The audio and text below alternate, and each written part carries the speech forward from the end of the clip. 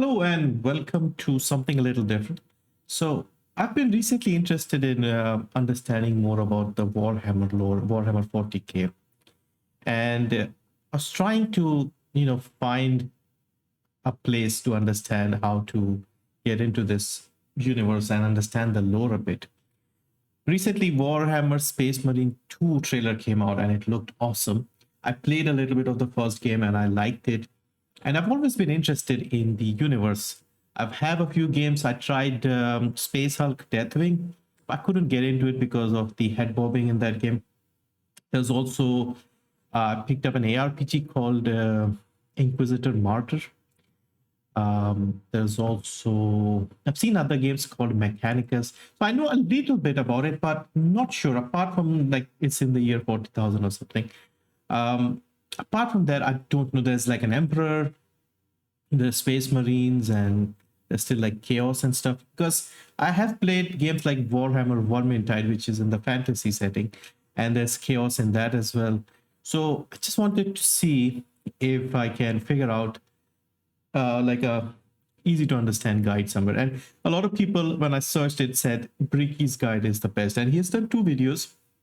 And I've also seen a lot of people react to this, so I think he's cool with people doing a reaction to it. So I thought I'll do this. These are very big.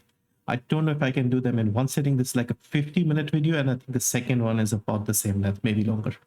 So yeah, if you have been interested in this, I would highly recommend this. I'll put the link below so you can watch this as well.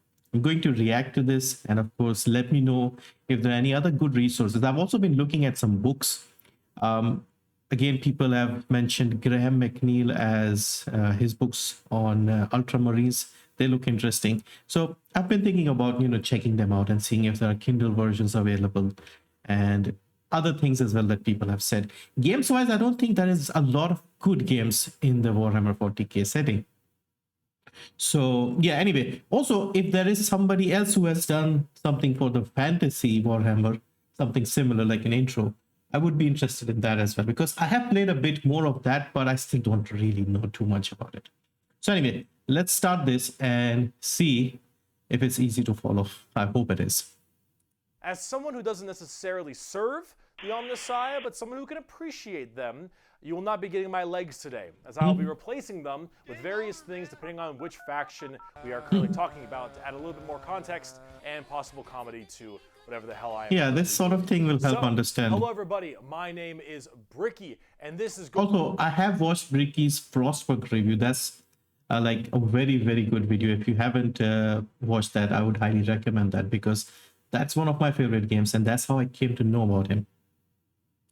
Going to be a long video and a large project that has been going on for quite some time. This is... I need 2 hands for this.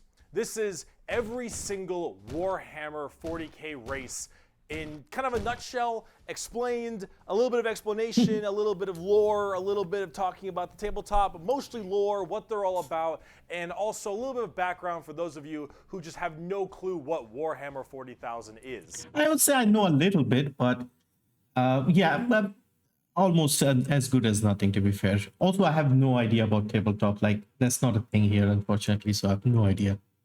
Now you see, Warhammer and Warhammer 40,000 is a universe people hear plenty of, but don't know a whole lot about. They see, oh, there's these dudes in big power armor with chainsaw swords, and they got these big old green orcs, and there's some bugs over there, and everyone calls these guys weebs, and then there's these spiky bitches over here, and I don't get it. I don't understand. Where do I start? Well, this video is particularly for you, or for those of you who have a little bit of knowledge, but you're kind of curious about each of the different races and factions in Warhammer. So overall, the Warhammer universe is vast when it comes to lore and background, and each different faction is so different. Hang on. Adepta, Sororitas, Astra, Militarum, Blood Angels, Chaos Demons, Chaos Space Marines, Dark Angels, Dark Eldar, Grey Knights, Imperial Knights, something behind him, Necrons, Orcs, Space Marines, I know Space Wolves, I think I've heard that. Tau something. different with the things that they believe in. Empire. And some are human, some are transhuman, like where they all have all these crazy ass electronics on them. You've got aliens and you've got the chaos factions. Yeah. There's so much to entail. Naruto? I decided to embark on this project to tell you what each and every single one of them is about and what the Warhammer universe is about as well. Also, by the way, I have exactly an hour before I have to go somewhere. So, yeah, I hope I don't pause too much. Sorry if I'm pausing too much and bothering people. To give at least a little bit of an intro to this extremely bloated but very, very enjoyable world that I and many others partake in. So, I will be explaining every single Inquisition. faction in the Warhammer 40K universe, at least all the Tyranids, factions okay. you can play as, and some smaller factions here and there. I will not be discussing absolutely everything in it because that is a little bit much, and I'm not going to go too mega Adeptus deep into the lore. Arbites. I'm going to give you a pretty solid overview of each of the different factions and have you learn a little bit about them, and we'll discuss a little bit of the tabletop as well in case you are curious about that. But for this episode entirely, we are discussing the Imperium of Man because that takes up a fat chunk of Warhammer lore. Oh, boo-hoo. What is Warhammer 40,000? Well, the 40,000 starts off is the year 40,000, the 41st millennium. Yeah, that's probably where the it only takes thing I place, know. is in the year 40,000, 41,000 AD.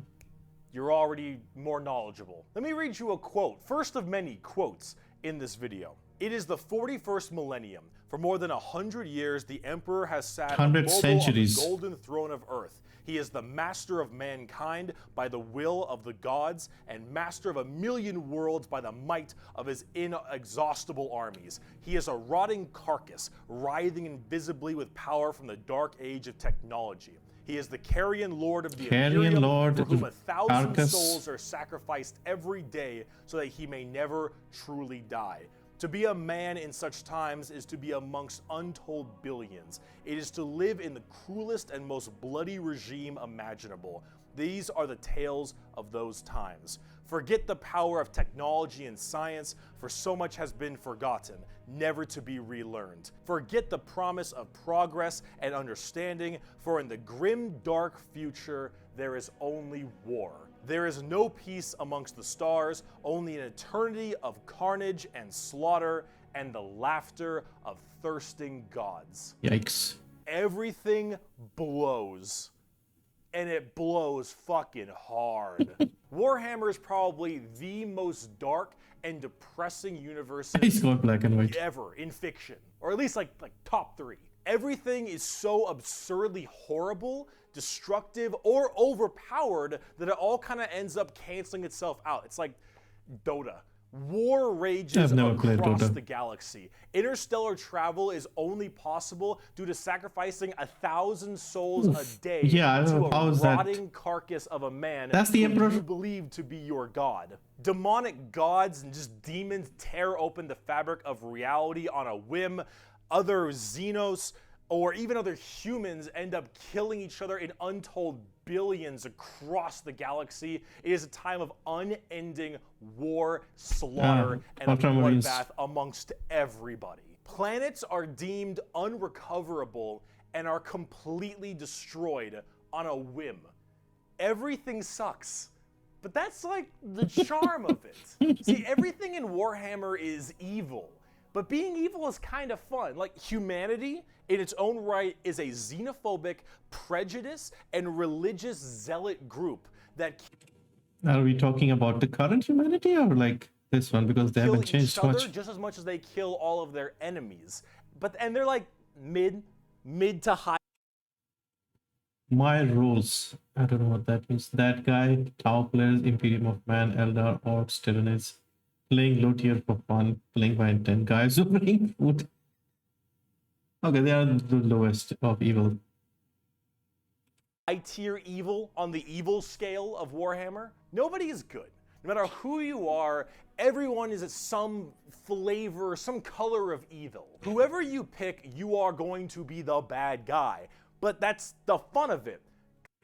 Yeah, I've seen a lot of these sort of grown-up lores and worlds and books where there is no real good guy. Everybody's got some bad in him. I mean, I think the Witcher series also does that.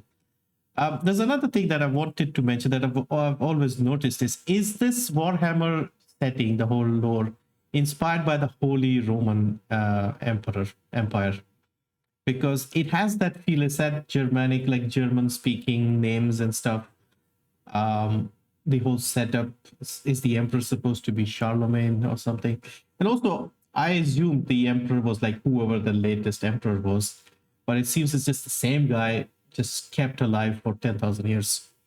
Because being the bad guy is badass. Villains are cool. They look cool. They got cool outfits. They got cool weapons. They got cool armies. Villains are cool, man. That guy looks like and an when angel. everyone is a villain, everyone is pretty cool. That's what makes this so charming. So everybody cancels each other. Everyone can be the bad guy. So let's start off talking about the main bad guy, quote unquote, the Imperium of Man. Okay, the emperors. The Imperium of Man is the main empire of the human race. All of humanity is under this one flag. This looks familiar. This sort of... Oh, well. Flag called the Imperium. And about 10,000 years ago, there was a man.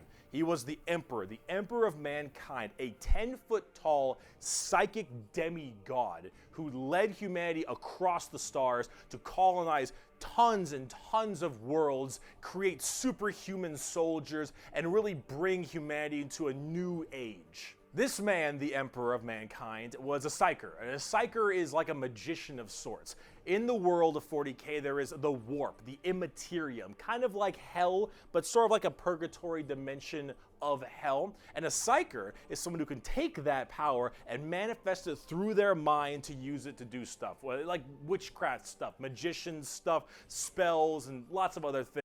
So do we have this warp in the fantasy Warhammer as well? Because I think I've heard it mentioned chaos, opening gates and stuff. Things, but we don't want to get too into that. The Emperor, big boy psyker, top tier, A+, maybe even S. Now the Emperor created a bunch of sons.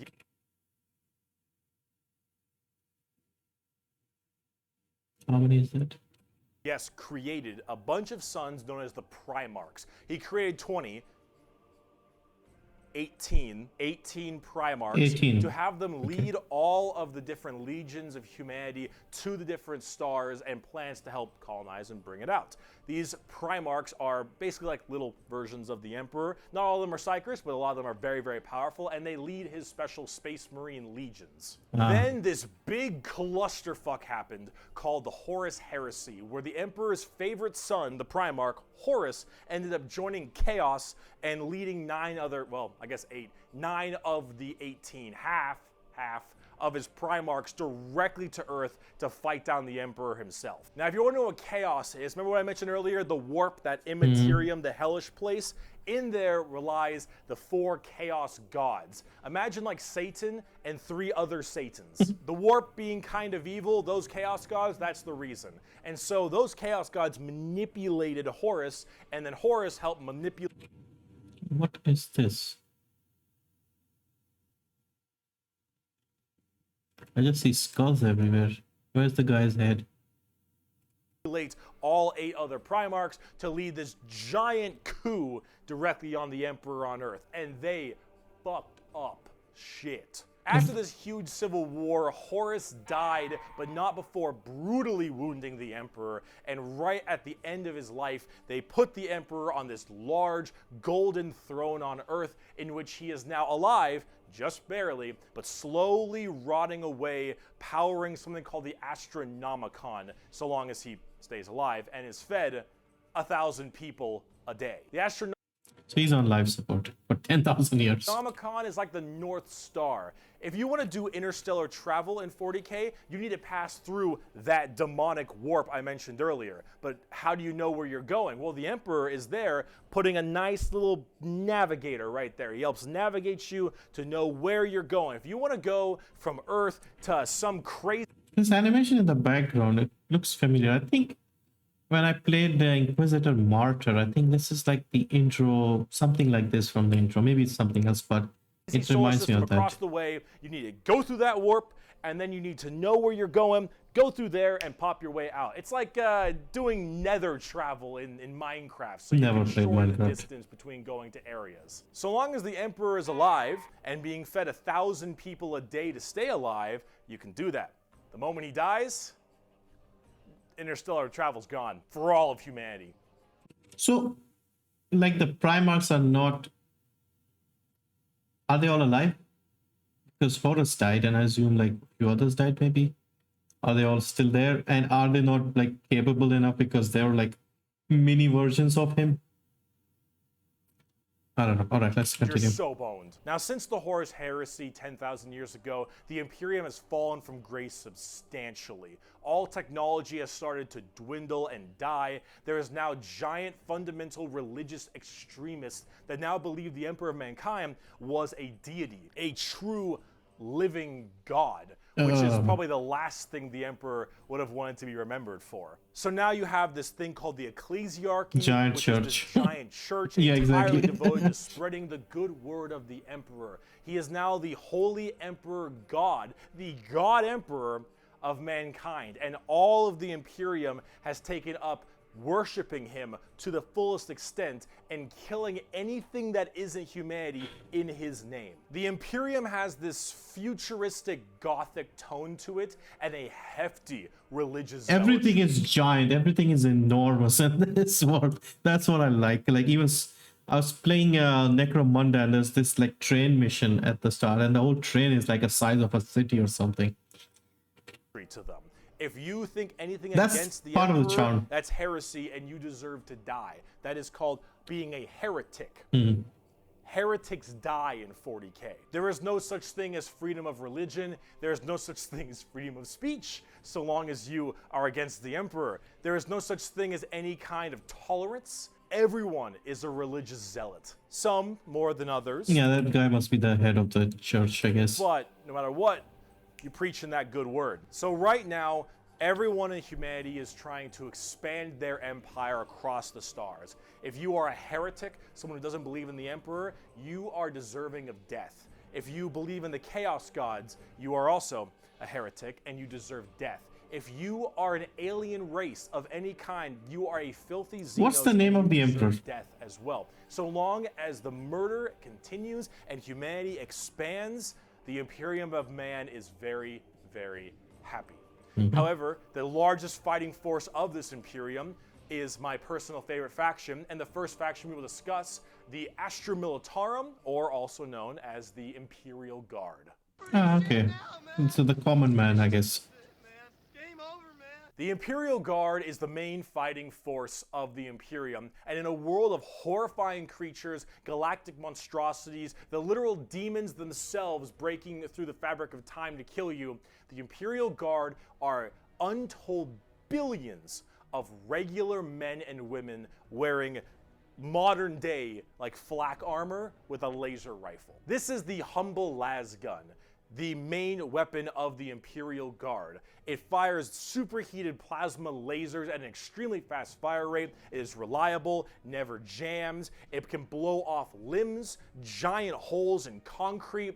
It is overall A very an solid gun. extremely devastating weapon in modern day.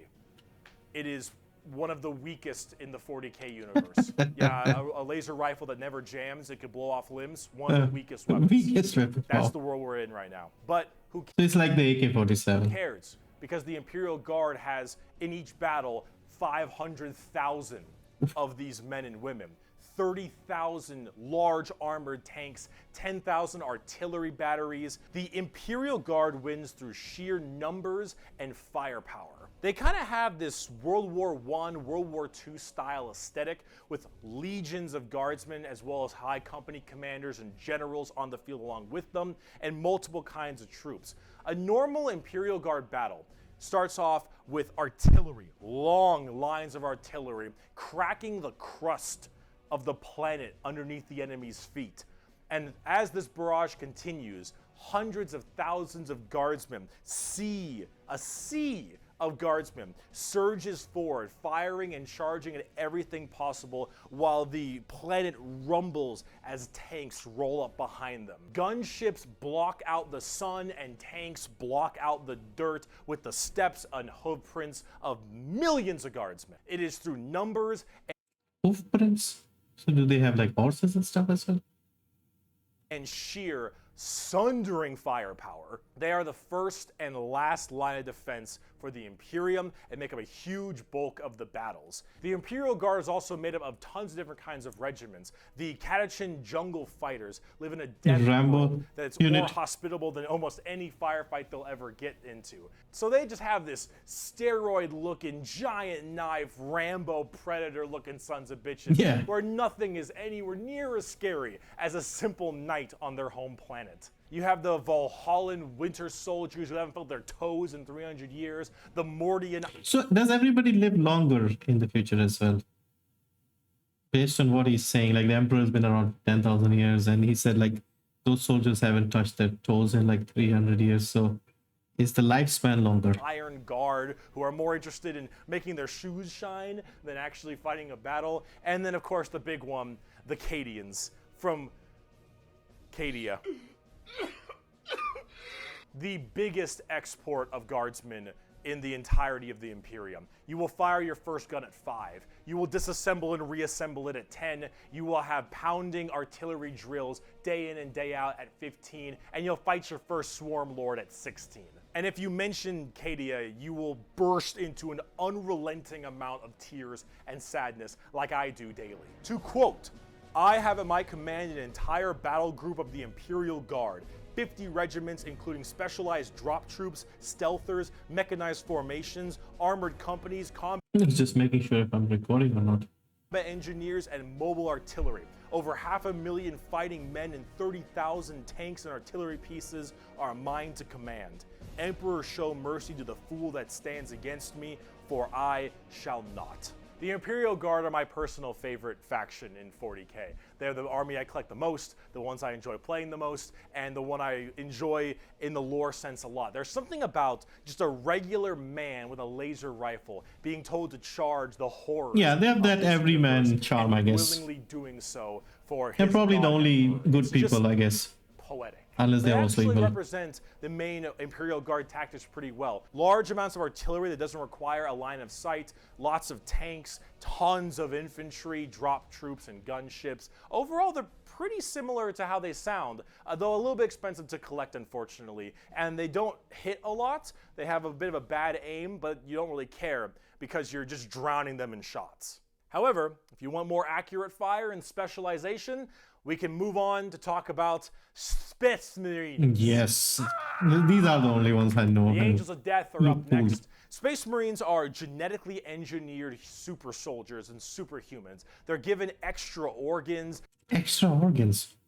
Their skin tissue is toughened, their bones are stronger, they're taller than the average person. They're pretty massive people, and these are the specialized super soldiers that carry out a lot of the more specific tasks for the Imperium. And there's tons of legions of them. In fact, there's one per Primarch. Each Primarch, the Emperor's son, as I mentioned before, oversees their legion Or also helped found it. Okay. of Space Marines. The genetic upgrade they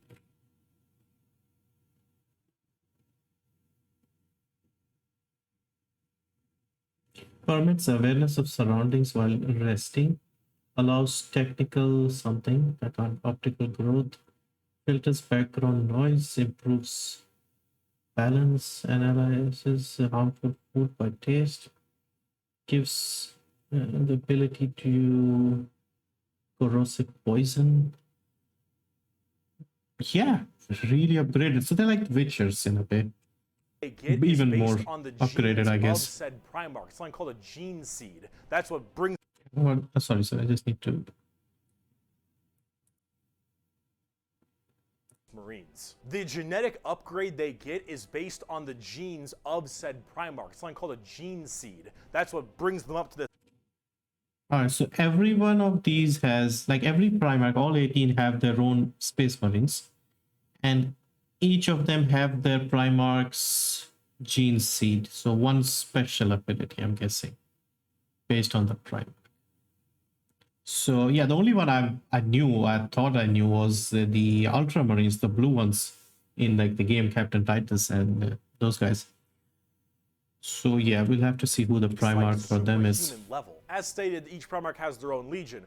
Robot Girly Man has the Ultramarines. Yeah. Jagatai Khan has the White Scars. Rogel Dorn has the Imperial Fists. Corvus Corax has the Raven Guard. And there's a whole bunch of others. Dark Angels, Emperor's Children, Blood Angels, Iron Hands, Iron Warriors, White Scars, Space Wolves, Imperial Fist, Death Guard, Ultramarines. Okay, Primarch, Robot Gilliman, Homeworld Macrage, Legion size 250,000, World Eaters, Iron Hands, Blood Angels, Night Lords, Thousand Suns, World Bearers, Salamanders, Raven Guard. So hang on, 1, 2, 3, 4, 5, 6, 12, 15, 18. So which are the Chaos ones? Because some of them did split, right? Like 9 of them are Chaos ones. I did not realize there were like so many different variations. See, I can only talk about the few games that I know because that is my only frame of reference. Now, there's another game coming out called Chaos Gate, like a strategy type of game. And I think these guys are in that one.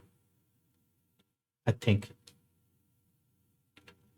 But yeah, this looks interesting. So each one, I wish they like mentioned their ability. So the biggest one seems to be the Ultramarines. I mean, we can't see the ones below here. But 250. The others are like much smaller. These guys are quite big as well. 100,000. All right. There's side sections that are also extremely interesting and have a little bit more of a twist on the average Space Marines, which we will discuss in a bit. Humorously enough, I don't have a whole lot to say about Space Marines. They're superhumanly fast. In fact, it's been said that nothing that large should...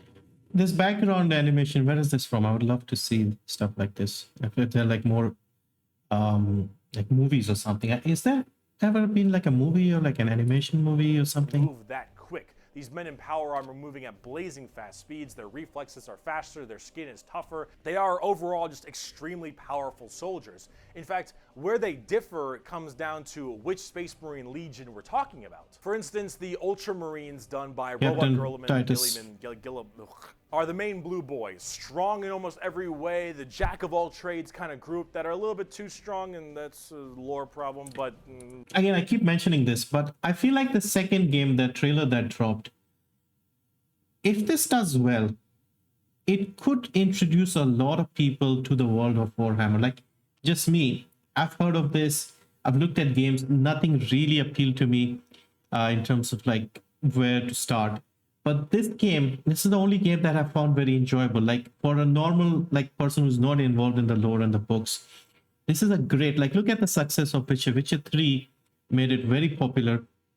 Netflix, people went back and read the books got retranslated, and we got a Netflix series. So I think if this second game, Space Marine 2, does well, it could be a big deal for the Warhammer community in terms of like getting new people involved. Like I'm watching this partly because of that. The White Scars by Jagatai Khan are all about speed freaks, go fast. We're talking attack bikes, we're talking land speeders. You want to go in quick, you want to hit them hard, you want them to be swarming around like buzzflies, buzzsaws, with the speed of buzzsaws.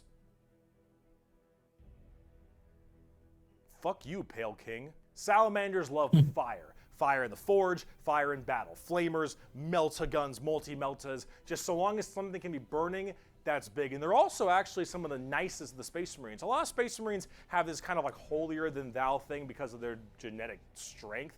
However, the Salamanders tend to put human lives above the lives So of the themselves, green ones are which is actually rather rare. Salamanders. They're also all black, but not like just regular black, like 2 a.m. line at a White Castle. Black. Like they have a charcoal, I have no idea what that dark, means. ashy exterior and blazing red eyes. Oof. Apparently something about living on their home planet of Nocturne, which I don't know if that makes much sense, but who cares? This is like fantasy land anyway. Overall, salamanders are actually one of my personal favorite legions because they're just really cool. They're fun to play as because of all their flamer weapons, and they have a nice, like, more heartwarming lore as opposed to being super evil like everyone else is. Oh my god, we're not even a quarter of the way through the Space Marine legions. Imperial Fists believe in the power of the siege, Yellow defensive ones. positions. Raven Guards, master of stealth and sabotage while having bird helmets. Iron Hands, masters of machines and vehicles while being really goddamn good More at being goldish sold color. on eBay after one nerf. Space Wolves, Vikings and wolves and tons of wolves and axes, battle axes, fur everywhere. Space Wolves, angry, big teeth. Blood Angels, the genetic defect to make them want to drink blood and go crazy, called the Red Thirst. They have Cupid wings and So the one we saw, the animation we saw just earlier, was it the Blood Angels? Because I thought they were red. stuff, which is a little bit strange, and they are all super gay for Sanguinius. Dark Angels are old school knights and inner circle theme, and Are you a heretic? Me? No, never. Once in a blue moon, I know. Death Watch, a fancy anti-Xenos group that nobody plays because Death Watch, and they look cool though, but no one plays them. I don't know about Death Watch. They're there though. Black Templars, for the people who, if you haven't prayed at least 3 times a day, you're gonna start praying out that airlock. And I'm sure there's some other chapters I may have missed as well, like Crimson Fists and stuff. But those are the main ones. I would love to get hold of that background, like chart. Does he have like references here? Love to see, like, you know, I like these sort of things where we have detailed charts describing things and explaining things. I'm sure there's a book or something. Right here. Here. Quote from the Emperor himself. Mm-hmm.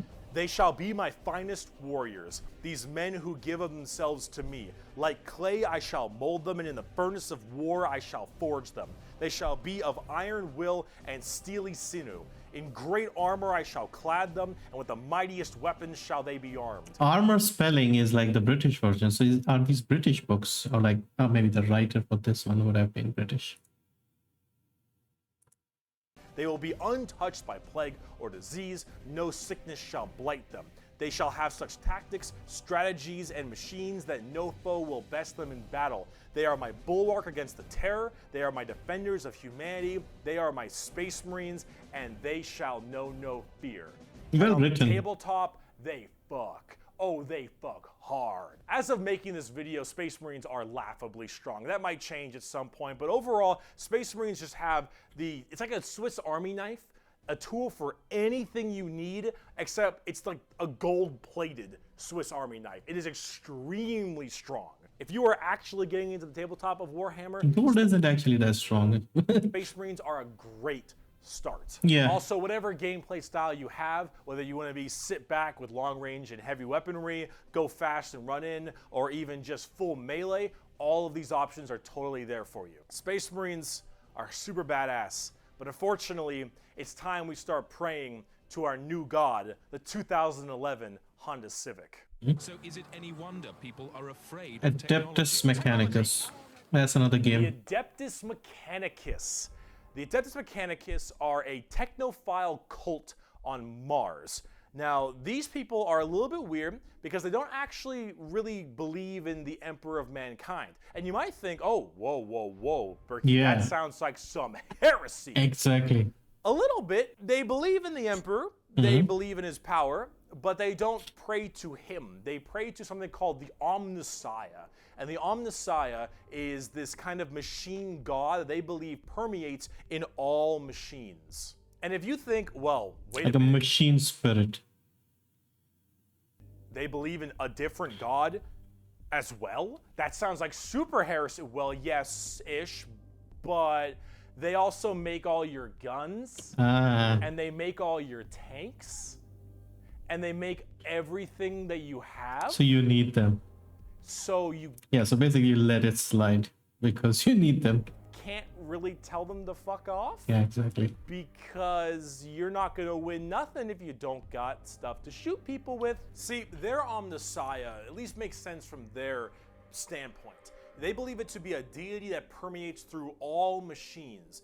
Your Honda Civic, your standard bolt gun, your Dune Strider Walker, your giant mechs, your huge ships. The Omnissiah is present through all. And the only reason your stuff works is because the machine's spirit in it says it works. If you want your gun to work, your tank to run, you must pray to These are like extreme cyberpunks, basically. it. And I mean full stop. You need to start chanting in high Gothic. You need to burn incense. You need to sit on your knees and pray to that car. You need to rub oil on your robes, and you need to go ahomina, homina, homina, homina, homina, homina. Full stop. If you want your damn thing to work, if you want your gun to fire, you need to do that. They are very bizarre, and they actually have a bit of a point because it's obviously working. And if you look at them, I don't know how that works. So they obviously know something about what they're doing. The most notable member of the Adeptus Mechanicus is Archmagos, Magos, whatever, Belisarius Call. Look at this dude. Look at this dude. Yeah, this is the group we're talking about. These are these weirdos. Here, the Omnissiah Look, that looks like a BIOS menu from a PC. Creed. The credo, Omnissiah. There is no truth in flesh, only betrayal. There is no strength in flesh, only weakness. There is no constancy in flesh, only decay. There is no certainty in flesh, but death. Flesh is weakness, flesh is death. The Omnissiah is the god of the machines, and if you wish to be whole, if you wish to be holy, if you wish to give unto him, you must saw down your limbs and remove your organs and replace them with mechanical parts, because that is what he wants, and that is how you will become enlightened. Hard technophiles mixed with religious extremism. Ooh, not a good recipe. Adeptus Mechanicus. Now, for their army side of things, they are with the Scutari. The Scutari operate with very bizarre weaponry and lots of different kinds of vehicles, tanks, and different people in between. They're very weird, but they have extremely wacky and enjoyable, and in fact quite effective both in the real game and in the lore, weaponry and gear. Overall, as an army on the tabletop, they're very weird and have a whole bunch of different shenanigans, but if you like kind of that quirky, wacky techno The thing, detailing on these sort of toys, should I say? Figures, models, it's just incredible. Like, look at this one in the middle. I'd give them a pickup. Hell, they're so paranoid. I gotta keep going. They're so paranoid and crazy. These Dune Striders you see right here, one guy was able to make them work. One guy, and he died. And they're so scared they'll never work again that they keep them on and they never turn them off, and they run around in a circle the whole time until they need them, and then they corral it and they go into battle. Yep. The Adeptus Mechanicus. Now, if you want to talk about faith, though, let's talk about the Sisters of Battle. A simp has fallen for an eagle in Lego City.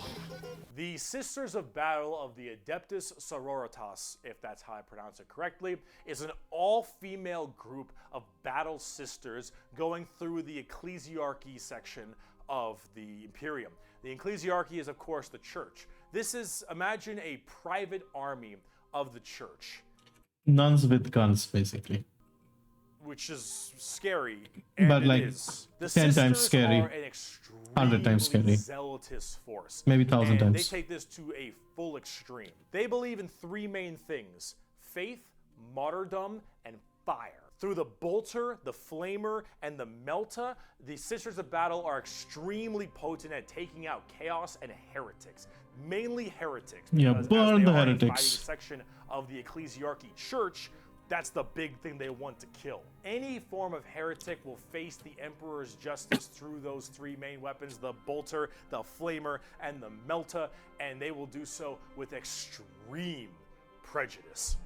Literally. They are the closest things we have to nuns in space, and I'm talking hardcore nuns. They carry holy fire on their backs. They have holy, like, books and sigils all across their armor. Their main battle tank is a fucking pipe organ missile launcher. They have small babies that they have, like, removed their brain capacity to make them little servant cherubs to Oof. fly around and give them ammunition and shit.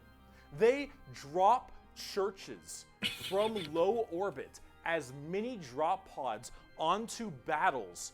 They drop churches into battles, and they blare war hymns and holy music from their frigates in low atmosphere and shower holy water across the battlefield.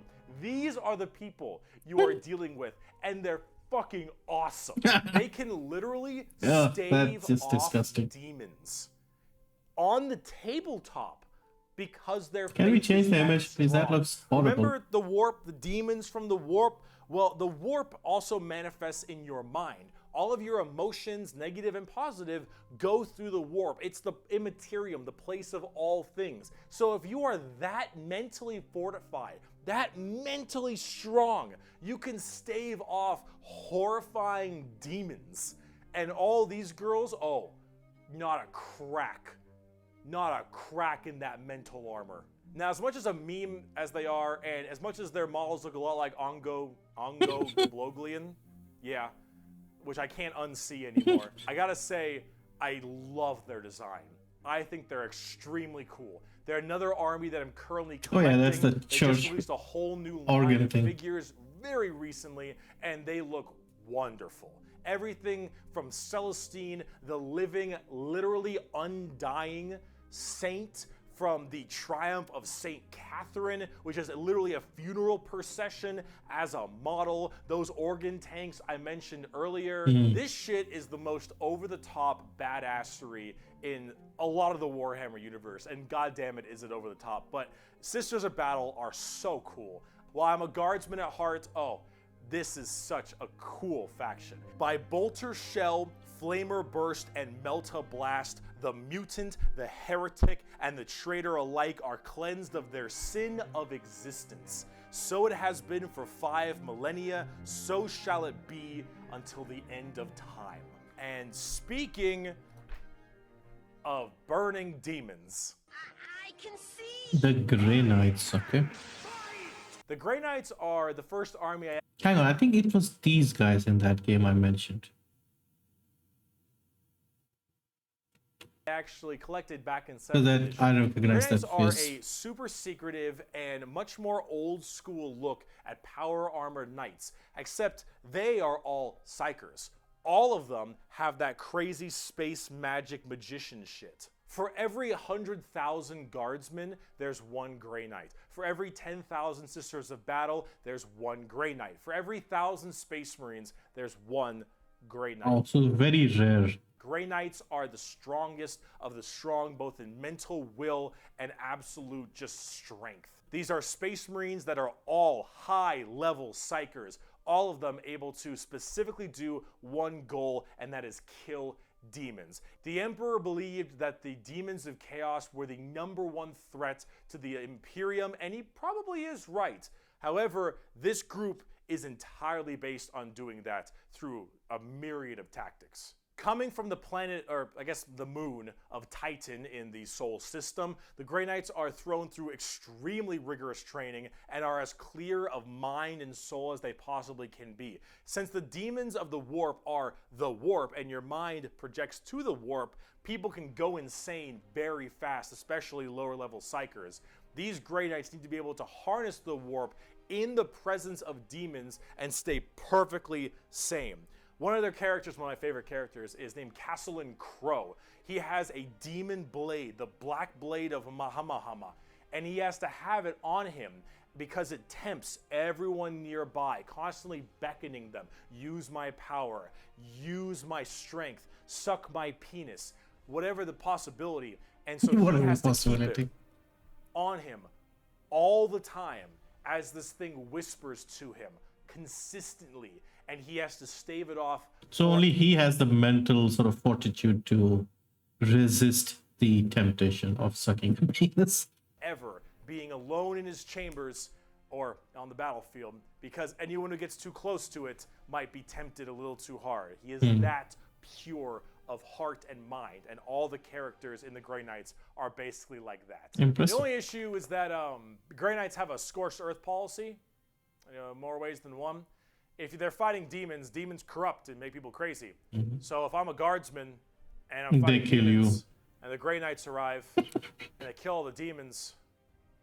Yeah, they I'm a kill you risk. as well. Okay, so they'll kill you as well. And so, guess who's not making it out of there? On the tabletop, they're very strike fast, strike hard kind of people. They teleport all around the place. They are fast strike groups, small amounts of models because they're so dang strong. You only have so many characters, but with it, you get in there, you're very tough, very tanky, you hit really hard, and you try to bounce around the battlefield quickly, but you don't have numbers, and so every dead Grey Knight hits really damn hard. They're fun, though, if you like that kind of fast-striking kind of army. Oh, and also, Caldor Drago is a thing. We're not even going to get into Caldor Drago.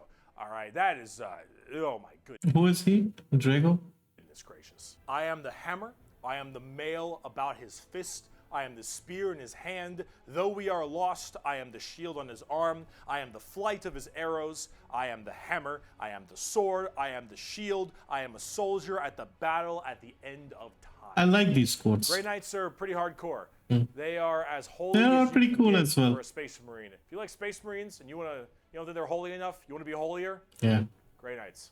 Now, if you want to be holier and big, let's talk Imperial Knights. Oh Lord, he coming!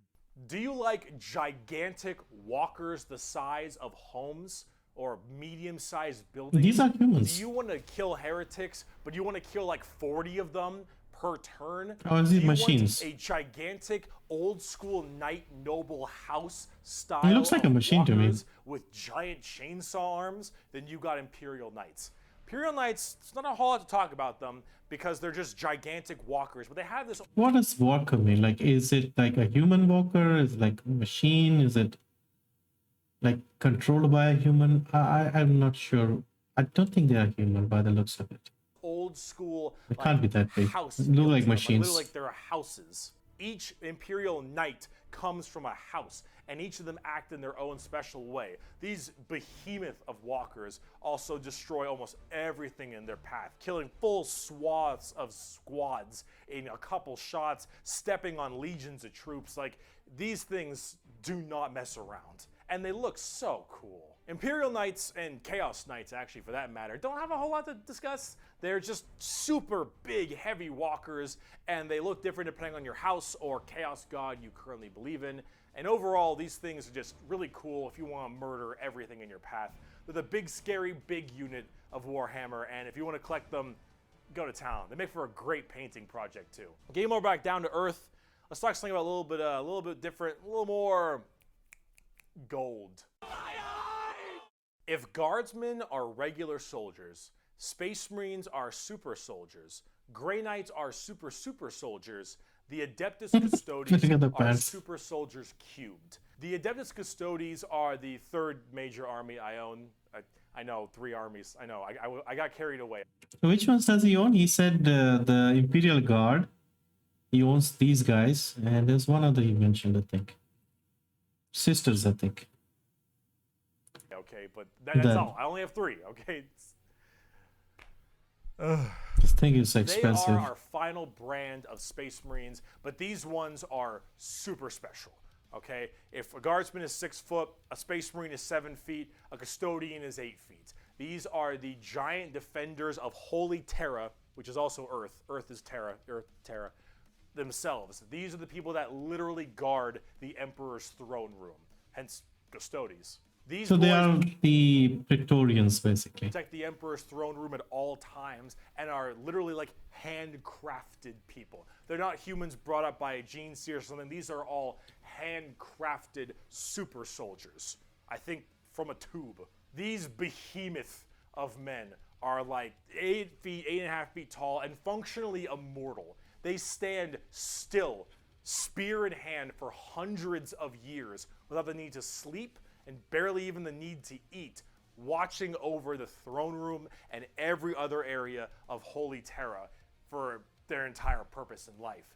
And oh my lord, are they terrifying. These custodians put Space Marines to shame.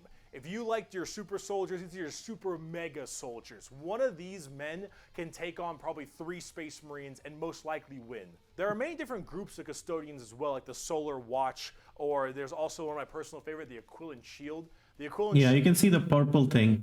That's a Praetorian thing. go out to seemingly unimportant individuals and protect them because they believe that they are going to be doing something very important in their lives. For instance, let's say a regular guardsman gets the protection of this giant 8.5-foot tall golden god because that guardsman will end up becoming a general one day or something of that nature. Okay, so like prophecy. Work in mysterious ways and are almost always outnumbered but never outmatched. These people are pretty If they can take on 3 space marines, then you probably need an entire army to even like have a fair fight with these guys.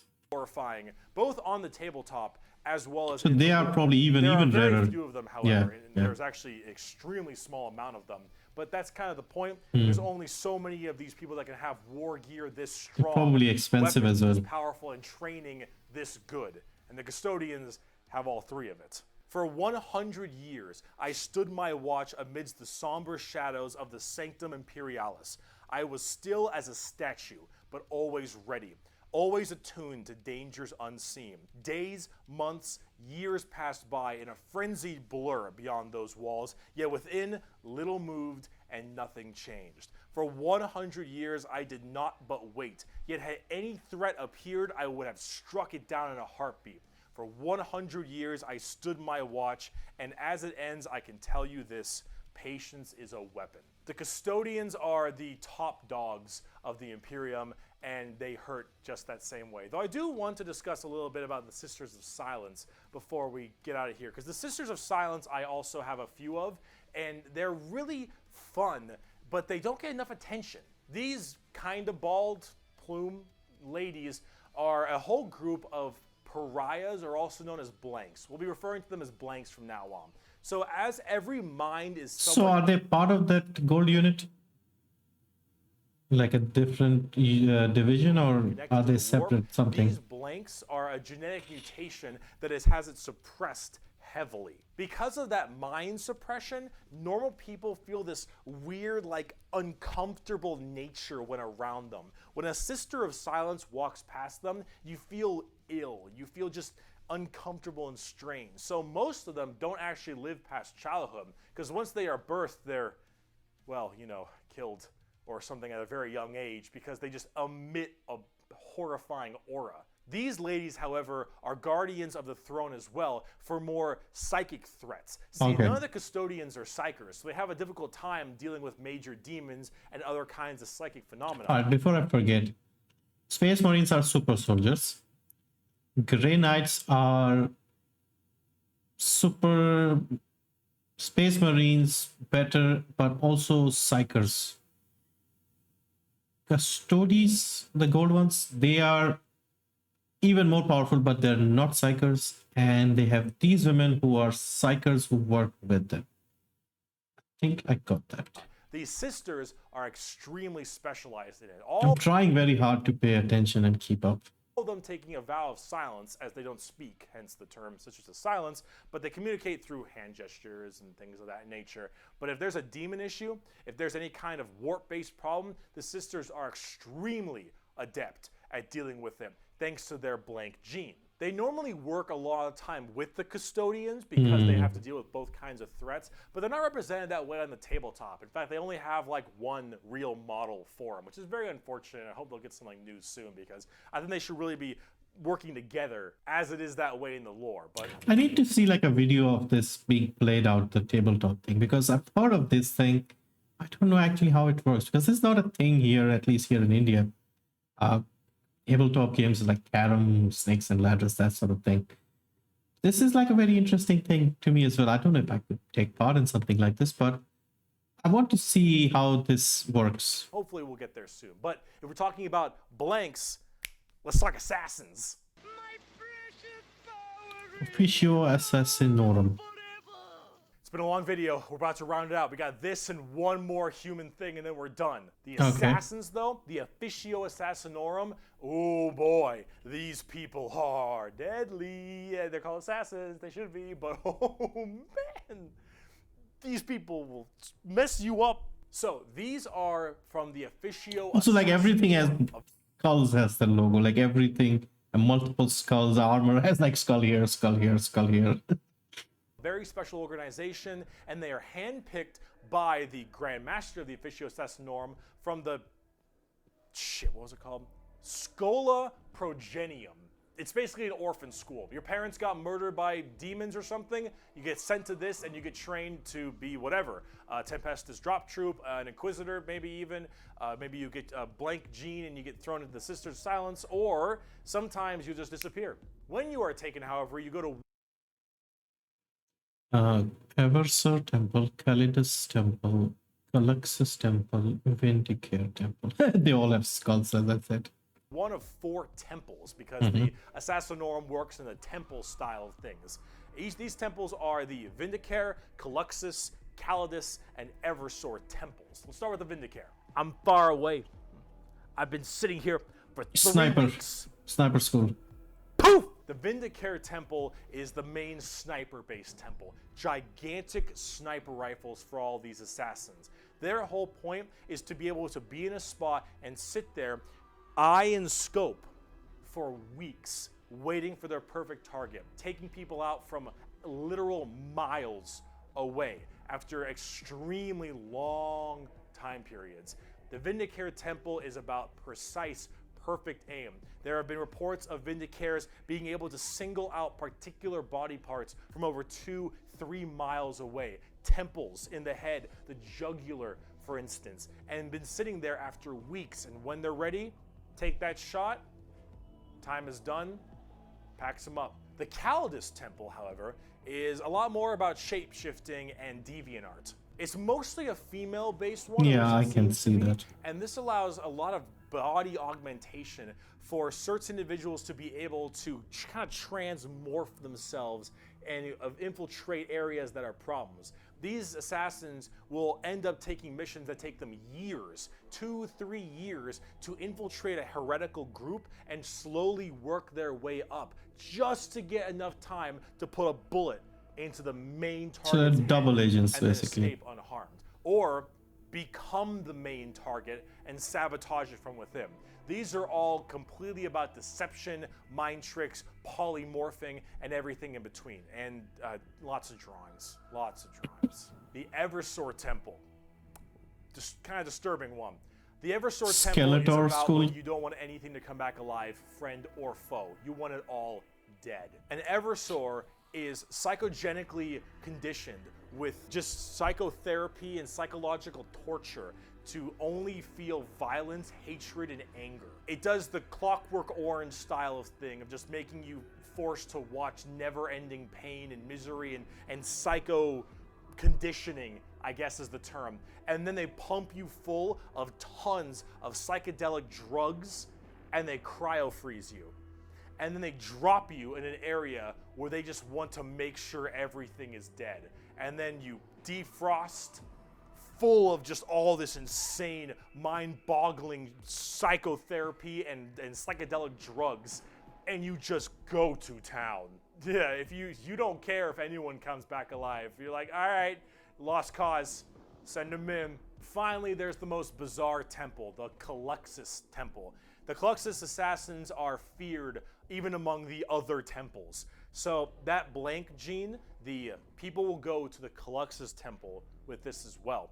And this is where they can harness that to be massively anti-psyker or even just anti-regular people. They are seen with extreme fear and distrust among many, many people. They are described by the Eldar, by quote, as being pure evil. Imagine that uncomfortable feeling from that blank gene I mentioned, and then imagine them being taught and given equipment to amplify it by 100. If normally regular people feel uncomfortable, now they are basically akin to being a siren wailing directly in your ear. And if you're a psyker, oh no, the sheer presence of a Caluxus assassin is enough for you to tear your skin off. You will rather gouge your We are at the end because I'm starting to lose my focus. I'm trying very hard to keep my attention, but it's just so much stuff. I'm just starting to lose track. I mean, this is scary stuff, but everything is scary. Yeah. Thankfully, the video is at an end, so eyes hopefully. out and rip your nails off. Then Because there's so much to absorb, and yeah, this person. The Calyx's assassin is when you want psychers to literally lose their minds, and they will go on their knees and ask you to gun them down because it is a suitable choice over being anywhere near you. The motto of that temple is, that which is unknown and unseen commands the greatest fear. Now, for the tabletop, assassins aren't that special. You can call them in no matter what Imperium faction you are, and they do a lot of work for themselves, but at the same time, they're very specialized and require a lot of finesse. And they work the way you generally want them to, though. You want to cause some distortion and weird stuff, you take a Calidus. You want to just murder swaths of infantry and then blow up Eversor. You want to kill that one guy, Vindicare, and if you have a lot of Psychers, Calyxus. It's a nice little, like, jack of all trades if you have a specific thing you want to kill. And you get to choose which is really fun. But now, let's talk about the last human faction. We can round this video out before we do part 2, the Inquisition. And we have a lot to talk about with them. On the subject of heresy! Oh boy. Where do I even begin with the Inquisition? Take every secret police you can think of. The KGB, the Gestapo, the Image is not found. FBI, any of these kinds of people. And then mark it up by about 10 and give them the most power in the entire Imperium. No, you know what? How about this? This right here, it's not just a quote. This is the imperial motto, the motto of the Inquisition. I apologize for my bad pronunciation. Innocentia nihil probat. Innocence proves nothing. The most powerful organization in the Imperium, the secret police, their number one motto is innocence proves nothing. The Inquisition goes around like the secret police or like detectives to find issues in the Imperium. And they have different ordos depending Soulspire has a hat like that, Witch Hunter captain, but I don't think he's an Inquisitor, he's more of a Witch Hunter. About the Ordo Hereticus, the Ordo Xenos, the Ordo Malleus, for instance, and a whole bunch of other ones. Hereticus is obvious, they deal with heretics. Xenos tries to find alien threats, and Malleus is demons. They all have different specializations in what they're trying to go for as this Inquisitor. And that's what they're called, Inquisitors. Each of them, as an Inquisitor, has their own free reign to do as they wish. They may have a ship and a crew, and they... That looks like from a game. I've seen that image, I think. I think that is Inquisitor Martyr. Yeah. I have that game. I played a little bit of it, yeah. Go out to find problems and interrogate people a lot. They are above the law in every department over Space Marines. Now, the Space Marines might argue against them and stuff, and there might be a lot of blowback, but technically they are above them as Inquisitors. They are looking to investigate and figure out coups and cults and demonic incursions and possible Xenos issues like Gene Stealers or a new threat coming into an... I forgot the name of the guy in Space Marine who was like the scientist guy. He was an Inquisitor, right? area. They're about learning that stuff and actually doing detective work. And memes aside, they're pretty good at it. The Inquisition having all of this power does make them a little bit power hungry and frantic sometimes.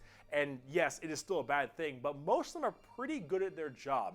And they spend a lot of time being very diligent to make sure that all of these leads they follow are proper and correct. They're basically space detectives with just enormous power and sometimes a bit of a power complex. And we haven't even talked about Exterminatus yet. Exterminatus is deeming a planet unfit to be saved.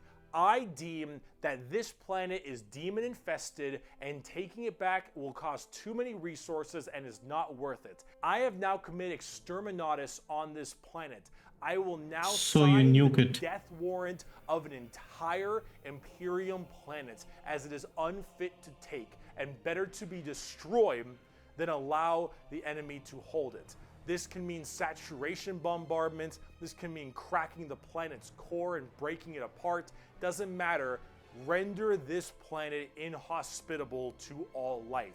Yes, the innocence proves nothing. So they kill everything on it. Are the only people who can choose this planet must die in its entirety.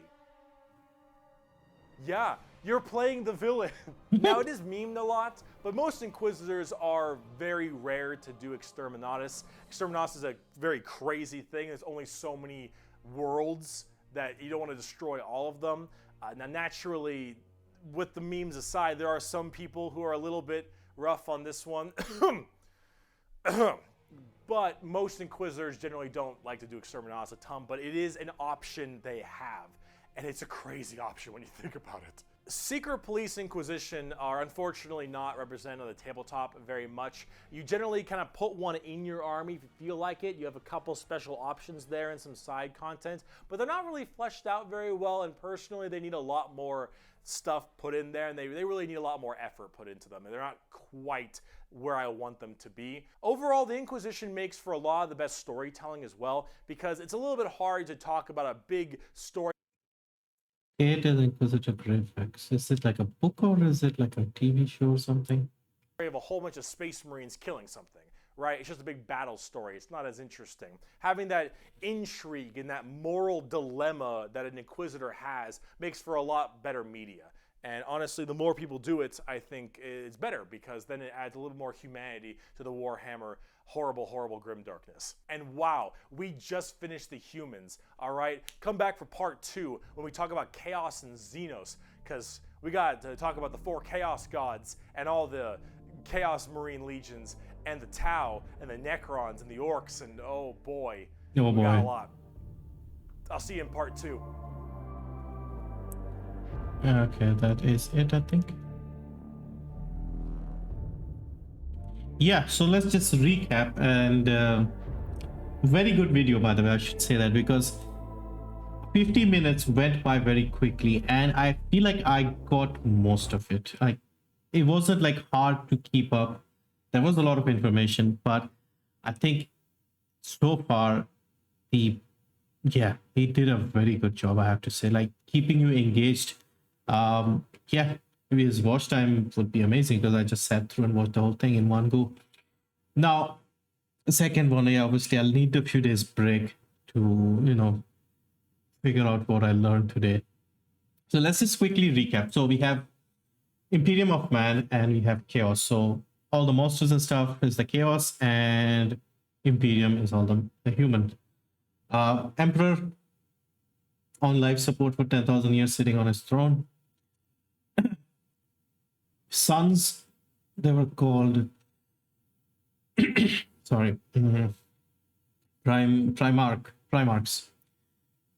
18 sons, each have their own space marine. 9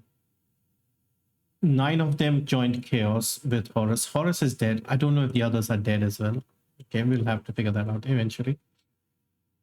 How many are dead, how many are alive, and when this happened, because he's been sitting on his throne barely alive for 10,000 years. So we are in 40K, so this probably was in like 30K, 29K or something, I don't know. When did they come back to do the coup? Was it like 1,000 years later, 100 years later? Again, we'll need to figure that out. Again, not important, but getting the hang of. So we have 18 Space Marines.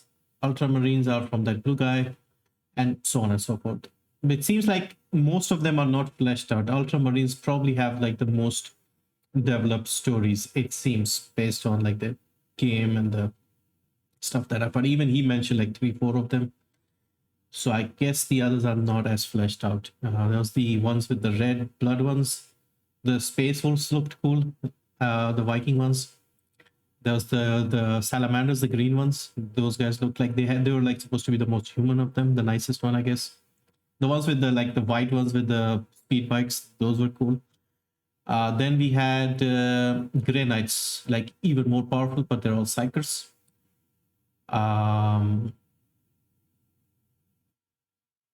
What else? The giant ones, I'm still not sure. Are they humans or are they machines? What are they? Like the Imperial Knights, I think. Then there was the Praetorian ones, the gold ones that guard, I forgot the name, something custodians. Then there was like the blank gold ones, the ones that worked with the other guys. Okay, I'm starting to lose track now. Yeah, this is the part where I started. Oh. the Assassins, the 4 versions, like Crazy Assassins. What else did we have? Inquisitors was the last one. Oh, the Crazy Nuns as well. I think, yeah, I think I got all of them, unless I just completely missed a group. So yeah, overall, I don't know if I'll watch it again, but I think he did a very good job. And I think I picked up most of it. Now, I'm personally somebody who likes to look at charts and like pictures and stuff. And so in the background, he was showing some pictures, like all the Space Marine units and stuff like that. I would love to have that as references, like in a folder or something, just to sort of easily figure out who's what is the hierarchy, because it seems like there's the Emperor, Primarchs, Space Marines, but these other units like Grey Knights and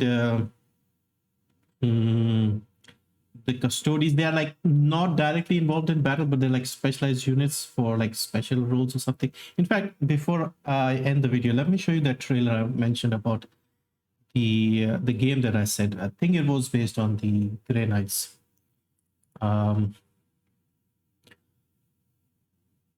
Warhammer 40K Chaos Gate Demon Hunters. Yeah, that's the one. Trailer, cinematic trailer. Yeah, this is the one. So I'm trying to make sure if these are the Grey Knights. I think they are the Grey Knights here.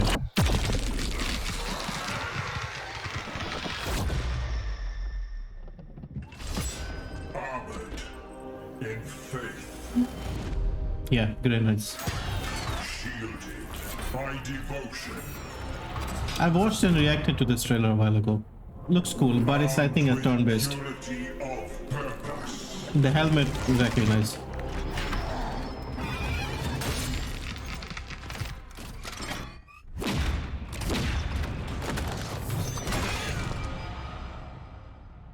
The Emperor's will made manifest. We are the warriors of the Grey Knights, Demon Hunters. Cinematics. Cannot stand against us, Bloody hell. What's that Nurgle again? for we are the Hammer.